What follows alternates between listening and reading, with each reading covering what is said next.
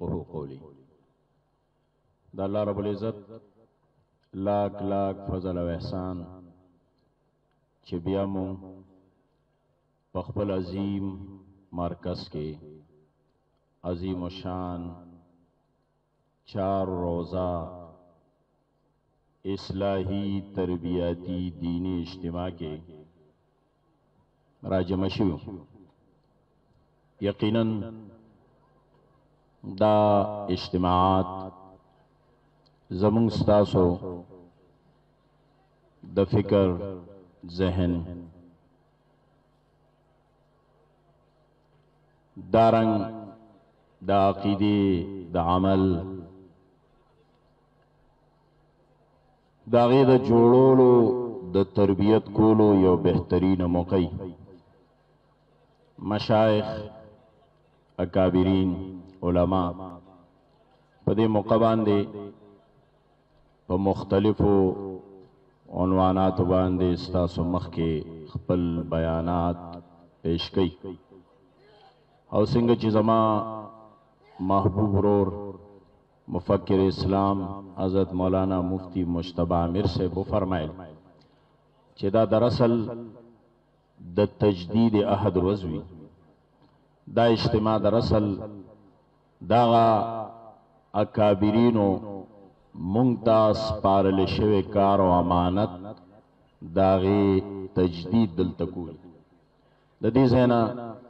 یو نوی عظم حوصلہ اغسطل پکاری و بیا پخپل مقاماتو باندے دغا مشن دا کاز مخی بوتلل. ما تا چکم عنوان والا شویو دا تنظیم حوالی سردے دا جماعت حوالی سردے اشاعت توحید و سنت زمون جماعت زمون دا تحریک و مشن س تاریخ لری س مقاصد لری پاغی باندے بیانات علماء وقتاً پا وقتاً کئی. خو پدے موقع زیو دو خبرے کو یو دا دخپل عنوان متعلق چے یو معاصر یو کامیاب تحریک او تنظیم ستویلی کی. دا یو کامیاب تحریک تنظیم دا بارا اولا خبرہ بہترین کاز او مشن پکاری. الحمدللہ اغا بہترین کاز او مشن دا اشاعت توحید و سنت دیو دا دینا بل بہترین کاز مشن چاسر نشتر. دا پیغمبری نبوی مشن دے قرآن پہ گوال دا انبیاء علیہ السلام بیانات پہ گوالی ہر پیغمبر راضی اول خبر ادا کئی چھ فتقوا اللہ واتیون. دغد توحید و دا سنت مشن دا نبوی مشن دے الحمدللہ دا دے منتا سوارسانی دا یو تحریک و دا یو تنظیم دا کامیابے دا ٹولونا اول خبر ادا اگا من سرشتہ دے. دویم اگا دا خبرہ چے اخلاصی سو دنیاوی غرض لالچ صدا اقتدار و دا کرسے و دا نوٹ ووٹ خبر منسکینی دا اشاعت توحید و سنت دا دی تحریک 100 سالہ تاریخ گوارے یو صدی تقریباً دا دی تحریک پورا کی دن کے دا زما شیوخو زما اکابرینو زمونگ استازانو زمونگ علماء چرتا پا توحید و سنت باندے سودا بازی نہ دا کڑے کمپرومائز نہ دے کڑے دا مفاد و دا پارے نہ دا کڑے او توحید او سنت دا اللہ کتابی دا اللہ دا رضا دا پارا بیان کڑے دے پا اخلاصی بیان کڑے دے. مقابلے راغلی دی دا حکومت مقابلہ راغلے دا دا علماء سو مقابلہ راغلے دا دا غلط پیرانو مقابلہ راغلے دا دا عوام مقابلہ راغلے دا. اگا مقابلے غملی دی خدا اللہ دا توحید دا پیغمبر دا سنت دا کتاب دا بیان نشات شوینے دی. خدا دے دو خبرونا علاوہ یو بہترین نظم بیاست ویلی کی چې کله کاز مشنم بهترین اخلاص وي بیا ماهرین د نظم و نسق د تنظیم او د تحریکاتو داوی یو درې خبرې نورې دي چې کله په یو تنظیم او تحریک کې دا درې خبرې راشي دا داسې یو ناقابل تسخیر قوت جوړ شي چې د دنیا هیڅ طاقت نه مقابله کولی شي او نه ختمولی شي او که چرته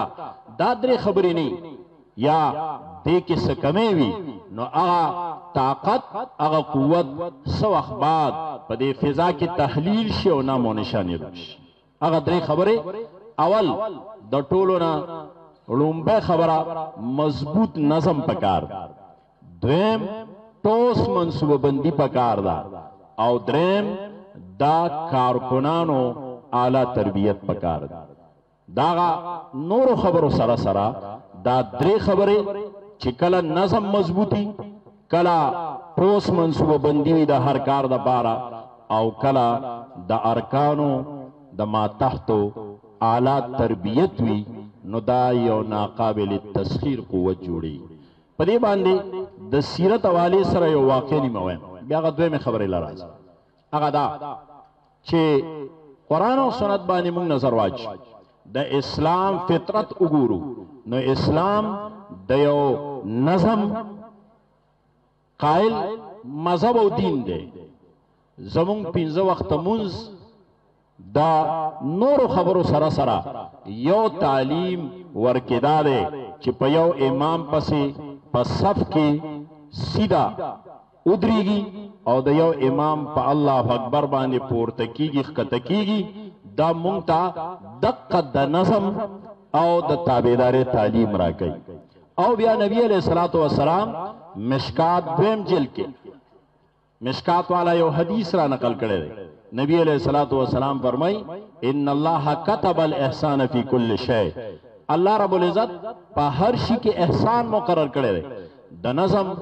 او په دې نوې اصطلاح کې د منیجمنت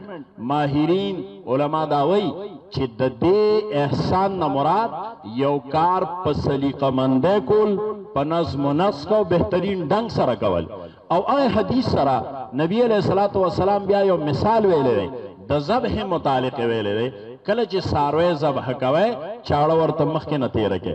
دا چاړه تیرول مخکې نه تیاری کول دقه نظم دی دا ډنګ دی دا نظم و نسق دی دا احسان دی دغلته بہرحال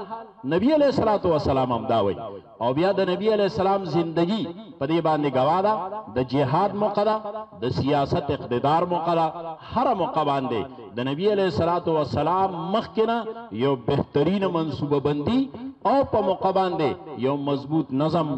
ډیر واقعات صرف یو غزوه بدر چې هغه د کفر او د اسلام اولنې بنیادی معرکه وا الله رب العزت فتح اسلام ته نصیب کړه او د بدر زمون په دین شریعت کې یو لوړ مقام دی او د بدریانو یو لوی مقام هغه بدر د نبی علیہ الصلوۃ والسلام د الله د تعاون نه بعد د الله د نصرت نه بعد د نبی علیہ الصلوۃ والسلام د بهترین منصوبه بندۍ او د مضبوط نظم نتیجه وا سیرت راواله وګوره نبی علیہ السلام بر چبوتره جوړه کړی دا الته ولاړ دی ټول میدان جنگ د نبی علیہ الصلوۃ والسلام په نظر کې دی خپل مرګري مخکاری د دشمن صفونه مخکاری دارنګ منصوبه بندی او نظم ادارے درې صفې جوړ کړی دي یو صف کې تیر انداز بلکې نیزه بردار دي بلکې توری والا ودرولی دي او هدایات دادی غش ترغه پوری بوله سو پوری چې دشمن دا نږدې شوی دي ځکه غشي کوم اسباب کوم او بیا د دې صفونو اولنی مخ ته دوا اسو یو طرف ته بل طرف ته اس د نبی علیہ الصلوۃ والسلام د صحابه کرام ولاړ هدایات دو ذکر لوم حرکت بکوي د نبی علیہ الصلوۃ والسلام هغه منصوبه بندی د نبی علیہ الصلوۃ والسلام هغه مضبوط او بهترین نظم لاندې پزمکه باندې پیغمبر جوړی بره الله پارش کې ستای سورۃ الصف کې الله رب العزت فرمای ان الله يحب الذين يقاتلون في سبيله كانهم صفا بنيانا ان الله يحب الذين يقاتلون في سبيله صفا کانهم بنیان مرصوص. لاندې نظم و نسق منصوبه بندي د پیغمبر دا بر عرش کې استایلش او په دې باندې کتابونه لیکل شوي د نبی علیه الصلاۃ والسلام د دغه منیجمنت د دې نظم و نسق د دې منصوبه بندي نن مسلمان نه غیر مسلم هم د دې قائل دی چې داسې بهترین کمانډر جرنیل تاریخ کې نه دی تیر شوی. خبره مې دې پورې کوله چې بنیادی شی دغه منصوبه بندي او نظم و نسق. دویم شی دریم ادوخو منصوبه بندي او نظم و نسق. دریم شی دا د ارکانو اعلی تربیت د عقیده تربیت وی د عمل د عبادت وی د اخلاق وی روحانی وی د نظم و نسق وی د سیاست وی د اقتدار د چلول وی د نبی علیہ السلام تربیت داسې کامل او داسې جامع او اعلی تربیت د وړې وړې خبرې نواله تر غټې خبرې پورې تر دې چې سلمان فارسی رضی الله عنه باندې یو یهودي غیر مسلم دا اعتراض کړو څنګه پیغمبر د تاسو ته دونه وړې وړې خبرې کوي. یعنی دا غي اعتراض پدیو چې دا خو یو عقلی شی دی نوې اصطلاح کې کامن سنس خبرې دي او داس بسنګ ماته دا خو پخپل چې سړی کې ساقلی نو داس ماتولو چل ولا ورزي. ستاسو پیغمبر تاسو دونه وړې خبرې کوي هغه صحابیو د پیغمبر تربیت شودا او دادا کوسترګې کېدو خبره نه چې ز پسترګې پټې کم دا خو د پیغمبر کمال له چې د وړې نه وړا او غټه نه غټه مونږ ته خولې را د او د سمات کې نیواله تربیت پیغمبر وک او تر اقتدار او د حکومت چلولو پورې تربیت وک. هغه صحابه کرام تربیت کله کله دعوت میدان دی نو بهترین داعیان دي کله کله درس د مسند درس موقع بهترین مدرسین محدثین مفسرین دي کله کله د عمل او د عبادت موقع نو دا سه عبادت د پیغمبر نه بعد چې دنیا وته حیران ده د عبادت ته دارنګ کله د اقتدار او د سیاست مقرره دنیا ته اوخول چې سیاست خلق داسې کوي حکمرانی خلق داسې کوي نظام خلق داسې چلی. مسلم خصکه نن غیر مسلم د هغه قائل دی نن غیر مسلمم د عمر رضی الله تعالی عنہ نظام سیاست او حکومت سوتی ننم په دنیا کې په برطانیه کې ناروے کې وغیرہ ملکونو کې د خپل مفادو لپاره د اسلام سره د خیر خوای یا د اسلام د منلو پنیت نه د خپل مفادو لپاره او نن ویلفیر سټیټ فلاحی ریاست کا اغي جوړول غواړي نو شاته عمر رضی الله تعالی عنہ ته ګوري. ننم په ناروے کې عمر لاس پنوم باندې د عمر قوانین پنوم باندې قوانین نافذ نن دنیا دا منی سره د دې چې ایمان نه وروړي سره د چې د اسلام دشمنان دي خدا منی چې د محمد رسول الله صلی الله علیه وسلم د تربیت نوته خلق داسې دي چې سورل سوکاله بعد هم داغي نظامونه سیستم نن د تمام انسانیت د پاره د فلاح او د ویلفیر دی دا داغه تربیت اثرو دی وجنه دا درې خبره د یو بهترین مشن اخلاص نبات کله چې په یو تحریک او تنظیم کې مضبوط نظم راشي ټوس منصوبه بندي وي د هر شي لپاره که مثلا دا اجتماع ده قد شوه ده په دې باندې سونه دلته د اجتماع کمیټي ده سونه علما مرګري کارکنان بکی دي اغي د میاشتو نه لګیا د منصوبه بندي کړي ده زیب سنگ تیاری کینٹین بچرتی دا سٹالونه بکم زی لگی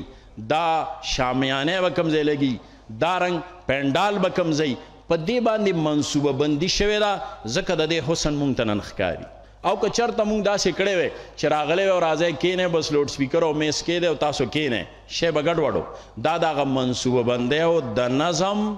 نتیجه دا چه دے که حسن بہترین خکاری مونگ دا درې خبرې بنیادی یو دا مضبوط نظم دریم بهترین منصوبه بندی او دریم دا بهترین نظم منصوبه بندی به څنګه راځي دا به ال راځي چې د ارکانو تربیت شي په دې توجه پکار ده نن سبا حالات د تمام امت هم او فکری انتشار شروع دی نوجوان نسل تعلیم یافته طبقه او معذرت سره که چرتا غټ جسارت کوم زمون بعضی لاندې کشرانو کې هم فکری انتشار دی دا ذمہداری نن زمونږ د مشایخ علماء مدرسینو استادانو دا څنګه چې د توحید سنت تربیت عملو کو د دې فکری انتشار نه د بچ کولو غم هم پکار دی اسې نه سبا له دا زما دا شیوخ الله دې عمر او صحت ورکي دنیا کې نی نو اسې نه چې دا شی بل طرف ته لاړ شي د فکری انتشار نه بچ کول غواړي او نوی نوی نظریات نوی نوی سوجونه نوی نوی افکار د یو بل ځای نه وانلو هغه زما شیوخ چې نن دنیا کې یا هغې نشته قبرونو کې دي او یا نن یو څو کسان جمدي دي سپینګیري دي د هغې نه خپل فکر نظریه سوچ والو او د دې خپل فکر د خپل نظریه د خپل عقیده متعلق داسې قدامت پسند شو چې د فکر او نظریه باره کې د چا جدت ته مخې ته مونږ ګورو طریقې کار کې جدت کیدی شي خو فکر او نظریه کې نشي کېدی چې د بل ځای نه افکار واغستې مونږ نو کله بعضې طالبان وغیره نوې نوې افکار والی فکر عقیده نظریه به هغه کم چې ما ته زما شیوخ ښودلې ده یا موجوده شیوخ شته او غیره تخی او یو بله خبره په دې موقع باندې زمونږ تاریخ د علماو د اکابرینو په دې باندې ګواه دی چې کله کومه فتنې سر پورته کړی دی زمونږ شیوخو مشایخو په هغې باندې رد کړی دی هغه فتنه مخلوق ته خلکو ته واضح کړې ښکاره کړې ده په هغې باندې رد کړی دی او د جماعت شاد توحید و سنت د غټو مقاصدو نه یو مقصد دا هم دی چې چرتم فتنه وي د فتنې رد زمونږ کار اشاعت توحید و سنت دراصل د مولانا حسین علی رحم الله د علامه نیلوی رحم الله د بیان مطابق دراصل د دې رخ د دې مزاج دا دی دا تعلیمی دعوتی اصلاحی تحریک دی خو کله چې فتنه راشي نو د فتنې رد د دې کار دی ځکه چې کله تعلیم وي دعوت وي اصلاح وي نو خامخا صحیح او غلط باطل او حق اب ښکاره کول غواړي غلط په به ګوته کول غواړي فتنه به ښودل غواړي چې دا نسل او انسانیت او دا امت دغه فتنو نه بچ خو فتنې مختلفې د شرک فتنه وه د بدعاتو فتنه وه مفتی صاحب د هغې تذکره وکړه پوره تاریخ یې ووې په هغې باندې زموږ مشایخو د اولې ورځې نه تر دې وخته پورې الحمدلله تمام شاه توحید و سنت کارکران عوام طالبان مولیان همغسې د شرک او د بدعت خلاف دی رد کوي دا مسئله خلکو ته بیان کړه او الحمدلله زما اسلاف زما اکابرین زما شیوخ د شرک او د بدعت په رد کې انتهایی ذکی الحسو اغي نور شینو سره شاید چې کمپرومایز کړی وي خو د شرک بدعت سره چېرې کمپرومایز نه دی دا د دې خصوصیت دی او دا توره امتیاز دی خو ما وی تاریخ گواه دی فتنه راغلی ده زموږ مشایخو پې رد کړی دی هغې دپاره خلک بیدار کړی دی دارنګ د یونان فلسفه راله معتزله وغیره هغه راواغسته د هغې په سهاره باندې د عقلیاتو په بنیاد په اسلام اعتراضونه شروع کړل خلکو کې تشکیک پیدا کړ دغه فتنې د رد دپاره دغه زمانې علماو یوناني فلسفه خپل نصاب کې شامله کړه دې دپاره چې د یوناني فلسفې جواب د یوناني فلسفې په ژبه باندې ورکړی شي نن دې وخت کې غټه فتنه هغه د مغربي فکر د مغربي فلسفې ده دې وخت کې لوی فتنه هغه الحاد را روان دی مولانا ابوالحسن ندوی سے خپل تحریراتو کې لیکلي دي دا دور د څه دور دی دا دور د ماده پرسته او د الحاد دور دی یو ځای کې لیکلي پاجا سراغ زندگی کې او ای نسل کشی دا غټه مسله نه ده چې ځای په ځای مسلمانان نسل کشي شروع ده برما کې وشوه فلسطین کې کیږي شام کې وشوه نسل کشي لګیا ده شروع ده مسلمان او دا مسله هم دونه خطرناکه نه ده د دې نه زیاته خطرناکه فتنه هغه الحاد دی فکری ارتداد دی چې امت ته متوجه شوی دی دا یو غټه مسله دې وخت کې عوام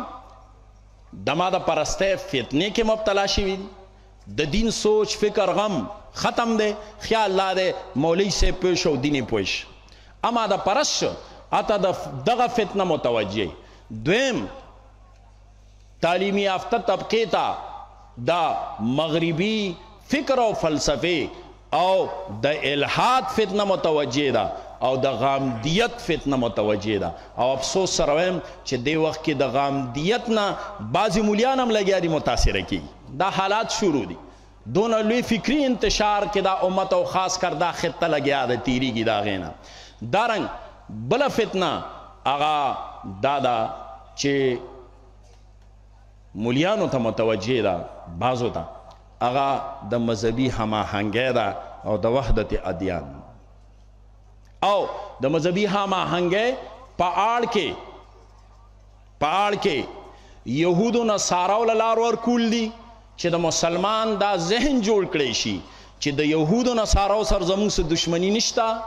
دا ټول د الله ته ځان رسول لارې دي څوک په یهودیت څوک په عیسایت څوک په هندو مذهب څوک د اسلام په ذریعه ټول خپل کار کوي دارنګ د مسلکی هماهنګۍ په نوم باندې بریلیت او شیعت ته لار ورکړې کېږي لګیا ده د دې نه لګیا دی بعضې مولیان لګیا دي متاثره کېږي دا دور انتهایی حساس دور دی دا مسلې مونږ ته مخې ته دي دا دلته چې څونه مدرسین علما موجود دي په دې خبرو باندې توجه پکار ده او الحمدلله زموږ د وحدت المدارس په نصاب کې د مذاهب عالم حوالې سره نصاب کې کتاب هم دی د مطالعې دپاره نو د هغې دپاره الغزو الفکري نظریاتي جنګ څه دی په دې باندې خپل کشران پوهیل غواړي د دنیا مذاهب څه دي او هغوی څه ویل غواړي او زموږ سره اختلاف پسې دی او د دې فتنو نه خبرول غواړي دا حساس وخت دی او دا زموږ ذمهداري ده او اخر کې دا چې الحمدلله زموږ مشن زموږ کار د توحید او د سنت مونږ تاسو د نبوي مشن وارثان یو مونږ تاسو د مجدد الفسانی د شاه ولی الله د فکر وارثان یو مونږ د شیخ الهند وارثان یو مونږ د مولانا حسین علی د مولانا عبید الله سیندی وارثان یو او مونږ د شیخ القرآن رحمه الله روحانی اولاد یو دا داسې عالی نسبت ده خاص کر نوجوان علما او طلبا په دې خبره ځان پوهی کې دا ما چې څه ووې دا کم نسبتونه مې وښول دا داسې عالی نسبت دی قسم په الله چې خپل ځان قربانول په دې باندې خوند راکړي دا داسې ورثه ده چې دا سینې پورې نه سترګو پورې د لګولو قابله ده په دې باندې کلک اوسئ په دې فخر وکئ سر ټیټ نه کئ او د دې مشن د داسې قربانۍ دپاره تیار شئ چې زموږ اسلاف او اکابرین څنګه په دې قربانۍ ورکړې وې الله رب العزت ته دا عمل کولو توفیق راکړي او مشایخ کابرین سټیج باندې ناستو ما به څه داسې الفاظ خبره کړي چې د ګستاخۍ د هغې دپاره معافي غواړم اقول قولي هذا استغفر